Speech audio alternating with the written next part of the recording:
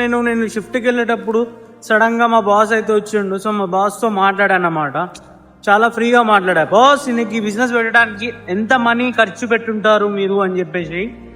So boss ఇట్లా అన్నాడు, ప్రేమ్ ఇట్లా అప్రాక్సిమేట్లీ ఒక 3.5 crores అయిందిరా అని చెప్పేసి. సో బాస్, మీరు పెట్టినప్పుడు మీకు ఎప్పుడైనా లాస్ వచ్చిందా, ఎప్పుడైనా వదిలేయాలని చెప్పేసి, ఈ బిజినెస్ మూవ్ చేయాలని చెప్పేసి ఎప్పుడైనా ఆలోచన వచ్చిందా అని చెప్పేసి అడిగా. 1.5 year వరకు నాకు చాలా లాస్ వచ్చింది ప్రేమ్, అయినా నేను గివప్ ఇవ్వకుండా ఇంకా ముంగల్కి తీసుకెళ్ళా, ఇప్పటికి బాగా సక్సెస్ అయినా అని చెప్పేసి అన్నాడు. So that's a good thing అని చెప్పేసి నేను అనుకున్నా.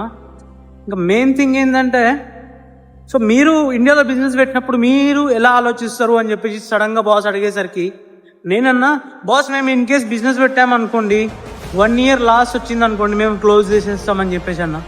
సో అతను ఇచ్చిన ఒక ఎగ్జాంపుల్ మీతో నేను షేర్ చేసుకుంటా.